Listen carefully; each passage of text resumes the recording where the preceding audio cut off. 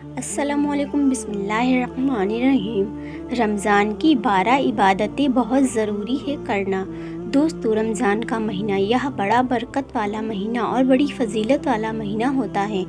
अल्लाह रब्बुल इज़्ज़त के फ़ज़ल और करम का अंदाज़ा आप इससे लगा सकते हैं कि रमज़ान के महीने में एक नफल इबादत का सवाब फ़र्ज़ के बराबर हो जाता है और एक फ़र्ज़ का सवाब 70 फ़र्ज़ के बराबर हो जाता है। आप अंदाज़ा कीजिए कि रमज़ान का एक एक मिनट, एक एक लम्हा कितना कीमती है। आइए मैं आज आप लोगों को बताती हूँ।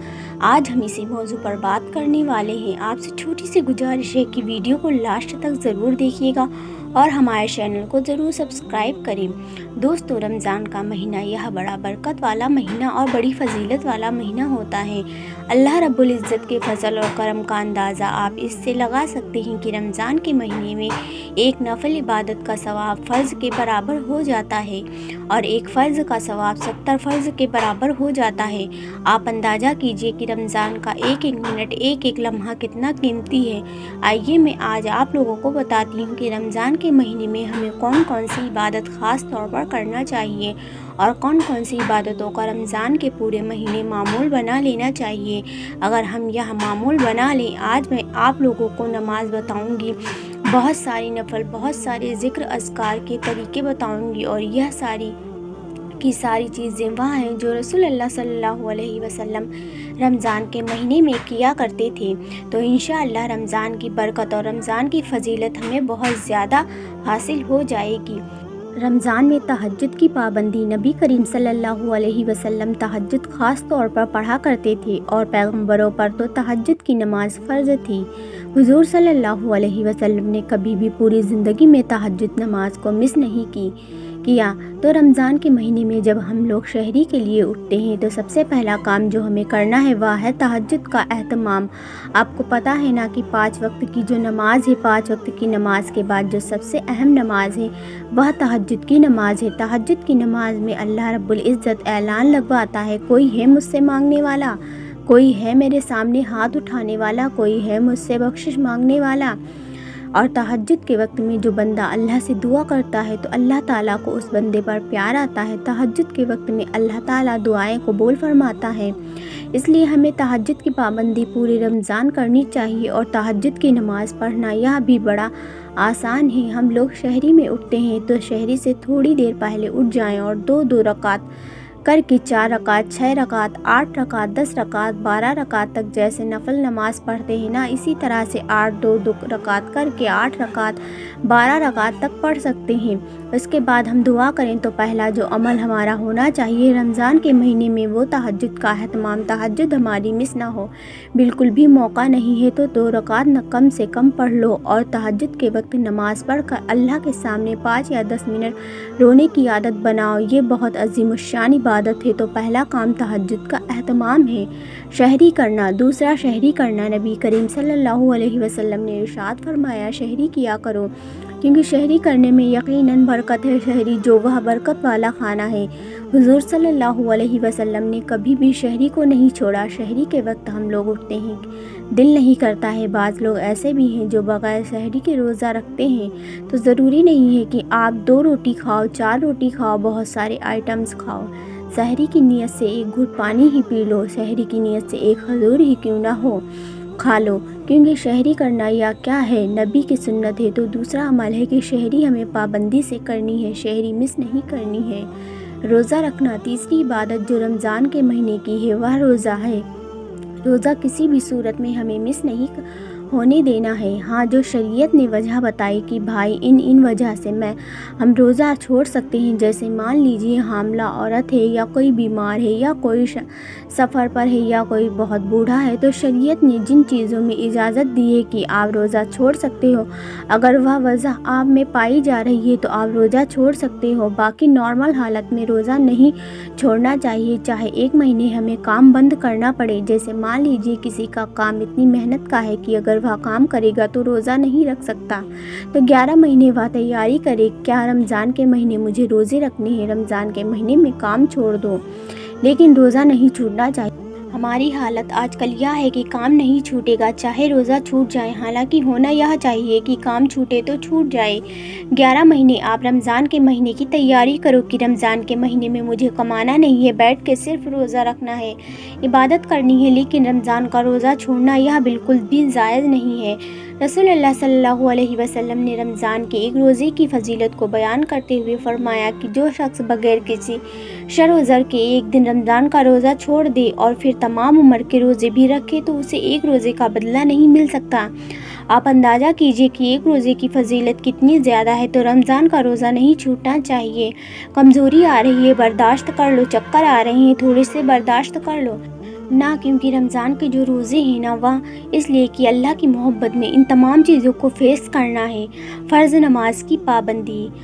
چوتھی عبادت ہے کہ آپ نے روزہ رکھ لیا، تہجد پڑھ لی، تہجد پڑھنے کے بعد شہری کر لی، شہری کرنے کے بعد آپ نے روزے کی نیت کر لی، روزے کی نیت کرنے کے بعد اب چوتھی عبادت ہے فرض نماز کی پابندی۔ آپ لوگوں کو پتہ ہے یہ جو 5 وقت کی نماز ہر مسلمان پر فرض ہے یا کتنی اہم ہے۔ آخرت کے میدان میں سب سے پہلے جو حساب ہوگا وہ نماز کا ہوگا، اور جس کی نماز ٹھیک ہوگی تو باقی سارے اعمال بھی اس کے ٹھیک ہو جائیں گے۔ اسی لیے نماز کا اہتمام کیجیے۔ کوئی آدمی اگر روزہ رکھتا ہے اور نماز نہیں پڑھتا پتہ یا نماز چھوڑ دیتا ہے، نماز قضا کر دیتا ہے یا جماعت سے نماز نہیں پڑھتا تو بڑے ثواب سے محروم ہو گیا۔ اس لیے رمضان کے مہینے میں ہماری کوشش یہ ہونی چاہیے کہ کوئی بھی نماز ہماری مس نہیں ہو۔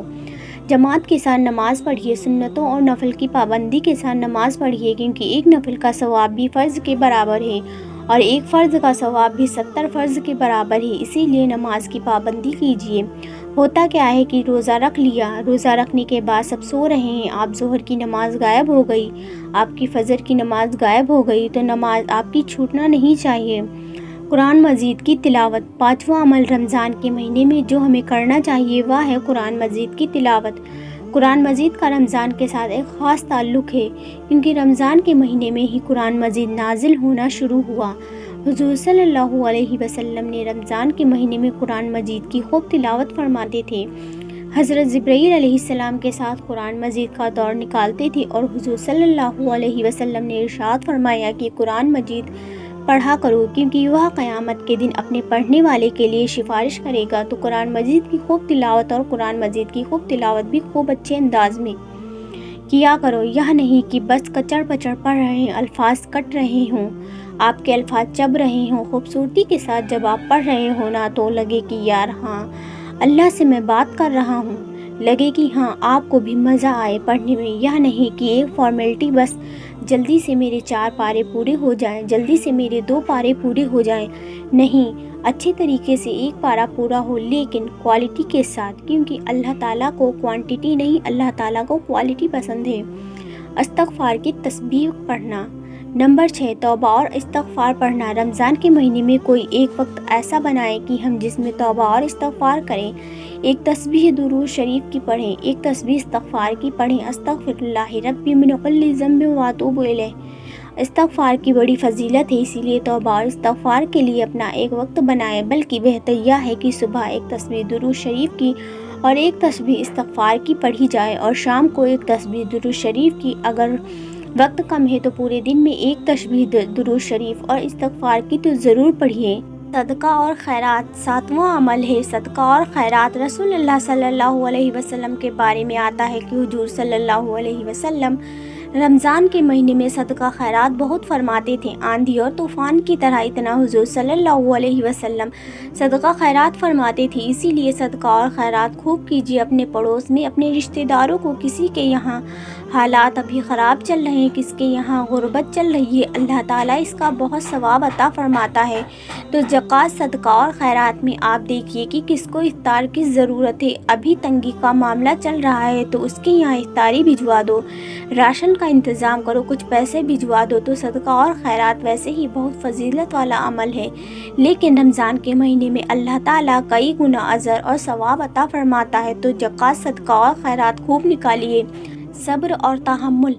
اب 8واں عمل ہے صبر اور تحمل۔ رمضان کے مہینے میں جب آدمی روزہ رکھتا ہے تو چڑچڑاہٹ بھی آ جاتی ہے، बच्चों पर, बीवी को शौहर पर, घर में है ना। और कभी कभी किसी से नोक झोंक हो जाए तो ज़ुबान से बाज़ दफ़ा बहुत सारी बातें निकल भी जाती हैं। इसीलिए सब्र और तहम्मुल ये भी एक बड़ी इबादत है रमज़ान के महीने की।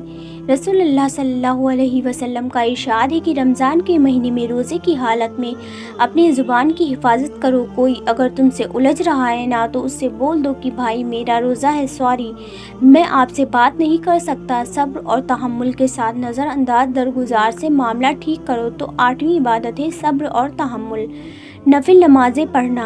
इशराक की नमाज 9वीं इबादत है नवाफिल का अहतमाम करें। हमें चाहिए कि हम नफिल नमाज खूब पढ़ें। मान लीजिए रात को मौका मिल रहा है तो नफिल नमाज पढ़ें। हुजूर सल्लल्लाहु अलैहि वसल्लम रमज़ान के महीने में नफिल खूब पढ़ा करते थे।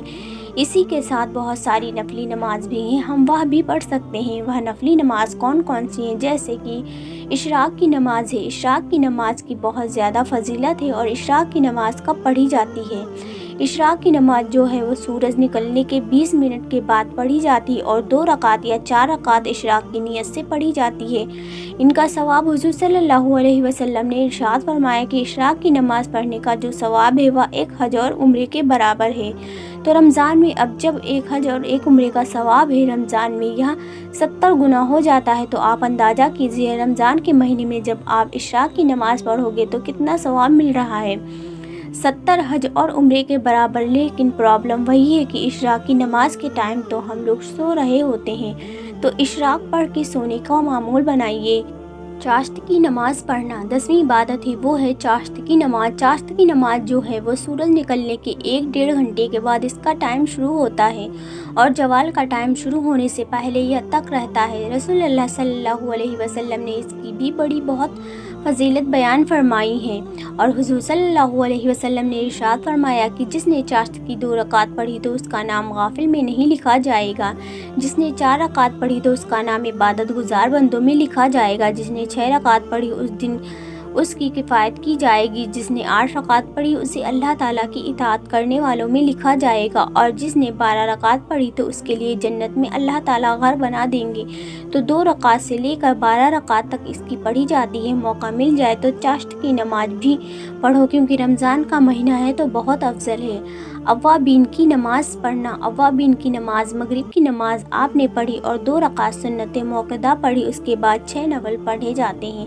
2-2 रकात करके नफल पढ़ें। इसके बारे में हुजूर सल्लल्लाहु अलैहि वसल्लम ने इरशाद फरमाया जिसने मगरिब की 6 रकात पढ़ी और इनके दरमियान कोई बुरी बात नहीं कही, दुनिया की कोई बात बुरी नहीं कही, तो उसे 12 साल की इबादत का सवाब मिलेगा। 12 साल इबादत का सवाब मिलेगा। अगर आप मगरिब की नमाज के बाद 6 रकात पढ़ लो और 12 को आप 70 से गुना करो, जरा सोचो कितने बन रहे हैं। 12 दहाई 120 और फिर 100 दहाई 100 यानी कि 700 साल और 720 और 14 यानी कि 800 तकरीबन 850 साल। कुल मिलाकर आपको 850 साल की इबादत का सवाब मिलेगा अव्वाबीन की नमाज़ पढ़ने पर। तो मेरे अज़ीज़ भाइयों और बहनों, यहाँ अव्वाबीन की नमाज भी पढ़ा करो। दुआ और अस्कार करना। रमज़ान के महीने में सबके लिए दुआ करना, चाहे वह आपका दुश्मन हो या दोस्त, सबको दिल से माफ़ करना और अपने दिल में किसी दुश्मन के लिए भी कोई रंज ना रखना। अपने घर वालों को माफ़ करना, अपने घर वालों के लिए दुआ करना, जो दुनिया से रुखसत हो गए हैं उनके लिए भी दिल से दुआ करना। तो यह कुछ अमलियात हैं। रमज़ान का शेड्यूल इस तरह से बनाना चाहिए कि हम सबसे पहले तहज्जुद पढ़ें, फिर शहरी करें, फिर उसके बाद फ़ज्र की नमाज़ पढ़ें। ना फ़ज्र की नमाज़ पढ़ने के बाद कुरान मजीद की तिलावत करें और उसके बाद इशराक की नमाज़ पढ़ें। इशराक की नमाज़ पढ़ने के बाद फिर हमें टाइम मिले तो हम चाश्त की नमाज़ भी पढ़ लें। चाश्त की नमाज़ पढ़ने के बाद मगरिब की नमाज़ के बाद अव्वाबीन पढ़ लें, तौबा इस्तग़फ़ार करें। ये इबादत का काम है जो रसूलुल्लाह सल्लल्लाहु अलैहि वसल्लम रमज़ान के महीने में किया करते थे। दोस्तों, अल्लाह ताला हमें नेक अमल करने की तौफ़ीक अता फ़रमाए और हमें रमज़ान के महीने में खूब इबादत करने की तौफ़ीक अता फ़रमाए और हमारा ख़ात्मा ईमान पर फ़रमाए। अल्लाह पाक मेरी और आपकी बख्शिश फ़रमाए, आमीन। प्यारे दोस्तों, उम्मीद करती हूँ कि आपको आज की वीडियो पसंद आई होगी। वीडियो पसंद आई हो तो वीडियो को लाइक करें और चैनल को ज़रूर सब्सक्राइब करें और जाते जाते एक प्यारा सा कमेंट करके ज़रूर जाएँ। फिर मिलेंगे एक नए मौजू के साथ एक नए वीडियो में। तब तक के लिए अल्लाह हाफ़िज़। दुआओं में یاد رکھیں اور رمضان کے مہینے میں یہ 12 عبادتیں ضرور کریں۔ انشاءاللہ تعالیٰ آپ کی جائز دلی خواہشیں ضرور پوری ہوں گی۔